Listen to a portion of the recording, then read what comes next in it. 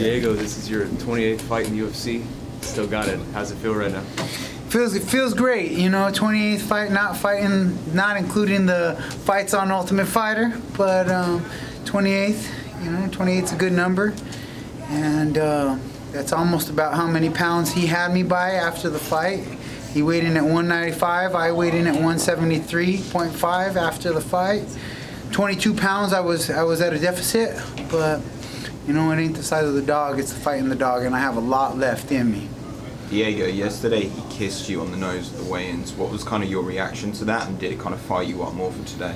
You know, I've been getting asked this a lot, and I had a lot of my friends text messaging me being like, Diego, he's just trying to get in your head. He's just trying to get in your head. Just stick to your game plan.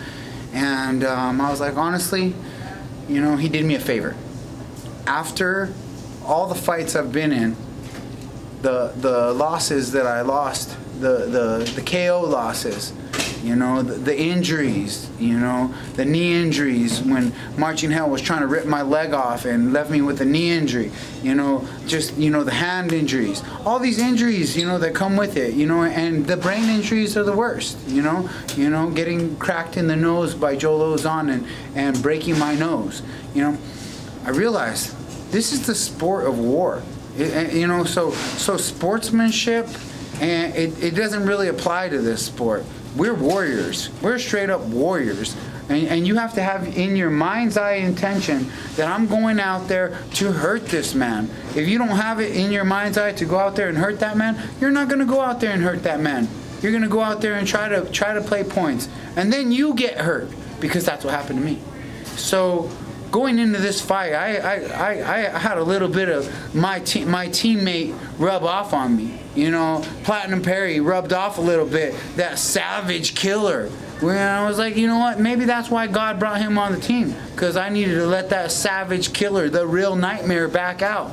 And after, you know, suffering knockout losses in 2017, I said, no. I said, I'm not going to shake this guy's hand anyway. This isn't about shaking hands. This isn't about showing respect. This isn't about being friends. This isn't about being the most respectful. This is about being the most vicious killer that you can in your mind, in your heart, in your training. And so when he kissed me on the nose, he did me a favor, because I knew when I wasn't going to shake his hand that people were going to come off, oh, Diego, look at him, he's disrespectful. Disrespectful. He didn't shake his hand. He didn't shake his opponent's hand. This is a sport after all. No, it's not a sport. This is war. This is fighting. And you know, get it right. You know, we might be going on the sports network, but this is fighting.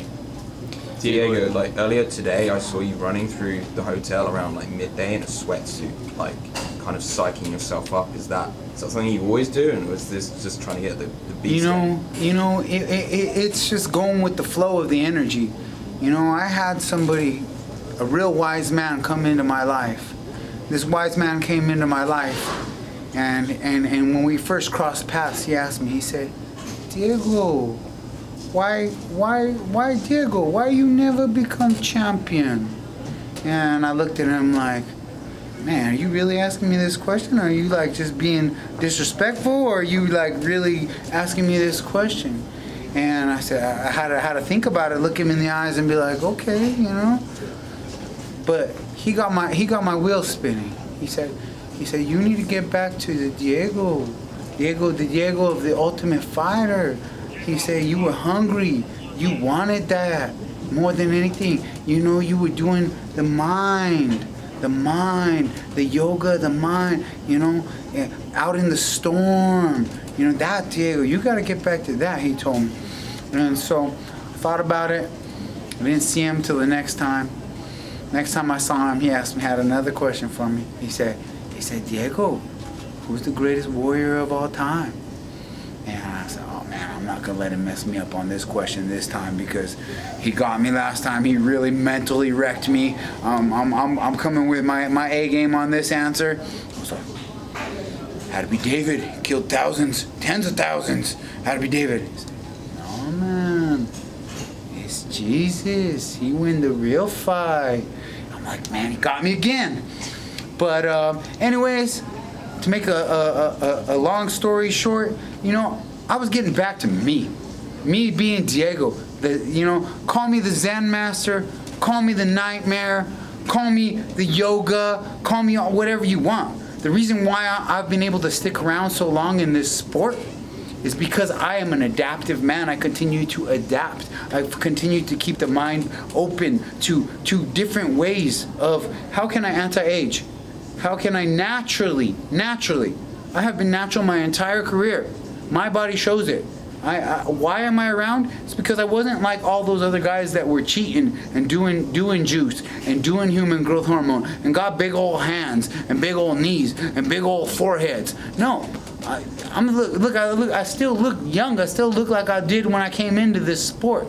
It's because I have found ways, secrets. God's blessed me with secrets of the wisdoms of the universe, how to anti-age naturally with diet, with nutrition, with breathing, with meditation and prayer. And so this is why I'm around, and this is why right now at my point in my career, I've got back to that Diego with a little bit of that Perry Savage killer on the side.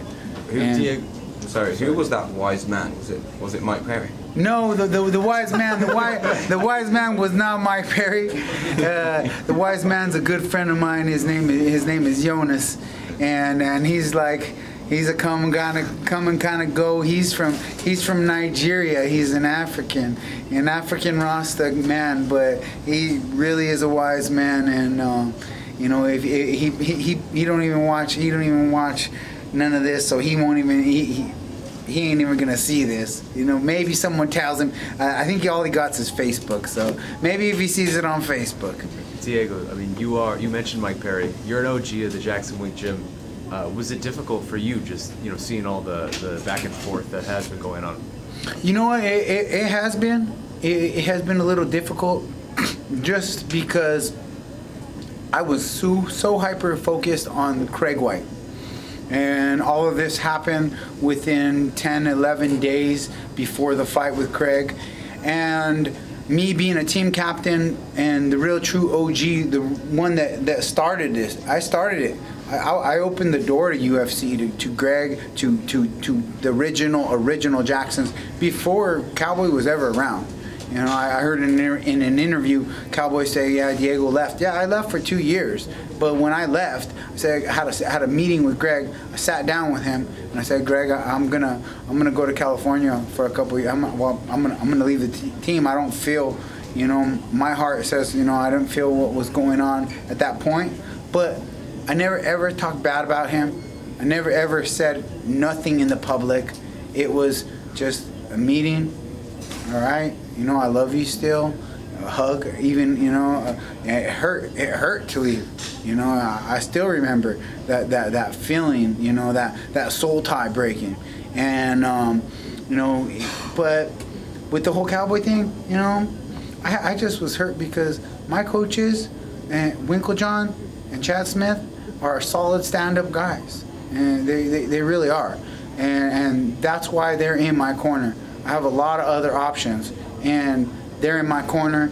I know that at any point, you know, my fighting career could come to an end, and I choose these men to go to battle with, to go to war with, because not only do I trust them, I love them, and they're brothers to me. So yeah, I was hurt. I was emotional in the beginning of everything, but you know, at this point, you know, there's other fights for me.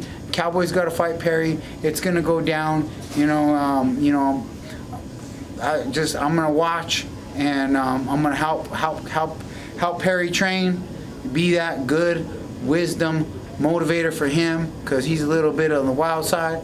You know, he needs a little bit of, you know, someone that was on the wild side, that realized, you know, the wild side, you know, only gonna crash and burn eventually if you live on that wild side for too long. So, you know, I'm looking to be that good influence in his life and help him get ready for his fight with Cowboy. You mentioned the size difference tonight. Is that going to be a problem as you continue at welterweight? Will you look to go down to lightweight? You know what? Like I've been asking for years and years, 165 would be my division. Mm-hmm. We don't have it. I really wish that they would put every 10 pounds in the UFC, because these fighters are killing themselves and hurting themselves, and eventually, you know, it's going to catch up. I'm very intrigued on the matchup tonight with Tyron Woodley and Darren Till. Both men had a very extreme hard weight cuts, but Tyron's 36 like me. We're both 36. At a certain age, your genetics play a part, but cutting the weight, it affects your endocrine system, your hormonal fatigue, and it affects you on so many levels. Everything's like a spider web when it comes to the human body. Your emotions, your mind, your body, your spirit, your nervous system, your immune system, all of this. And when you boil yourself, all the water out of your body, all the water out of your brain, when your brain's like 75% water, you boiling all this water out, the heat affects your energy system, and eventually it's going to catch up. Man, I like to use a terminology of, you know, when you're 25, you go out and drink as much as you want, wake up in the morning, go hit the gym, no problem. But when you're 36, it don't work like that. It catches up. And that's just the old age, you know. Some people cellularly age different than others. Me, I'm a specimen, you know. I'm like the Iceman Wim Hof, I tell you, you know, like I'm doing the alien stuff, you know, like I'm breaking into, like, you know, inject me with some E. coli and I'll show you, you know, like straight up, like I'm looking to be a superhuman. I've been training it for 15 years since I watched Rickson Gracie, who was, you know, on choke, and he was in the water out there in Japan, you know, and it was freezing, and he didn't want to. His wife said, "No, you're gonna get sick." He said, "No, it's the energy, and everything is energy." And he knew that way back then, and even into his 50s, he was still dominating. He still was going to get a fight into his 50s. Then Randy Couture on The Ultimate Fighter, with his alkalinity and just all the little secrets that he had, and he had it here, you know. He refused to say, "No, I'm too old." If that's the first step, is saying, "No, I'm not old." When you flip the switch to "I'm young," put the young switch on, the body will follow the mind. You know, but you got to really believe it, because the subconscious mind is a different thing. If your subconscious mind is telling you something in your conscious mind, then you got this side fighting this side, you know. And I've been working at it, man. I've been working at it, and that's been one of my #1 passions in life, is anti-aging, because I knew if I could learn how to anti-age, I could fight longer, and if I could fight longer, I have more time to get better, to fill holes in my game. And I didn't get to show you some of the holes that I filled because the guy was such a big, tall monster. But you know, I've evolved the kick game, and we're gonna work on closing the distance a little better next time. But you know, I'm not really hurt. I'm not hurt right now. You know, it got me with an up kick to the side of the temple, but this pit bull jaw right here, you know, it's all good. Like it's nothing. I'm healthy. Recently, last month, Tough Season 1 got together for a reunion of sorts. How did that go? It was awesome. Love all those guys. The energy was exceptional. All these guys basically were just so happy for each other, you know, because what we all learned on that show was, you know, I might have been the only one, me and Forrest, that got crowned the Ultimate Fighter, but every one of those men on that show learned how to be an ultimate fighter of life.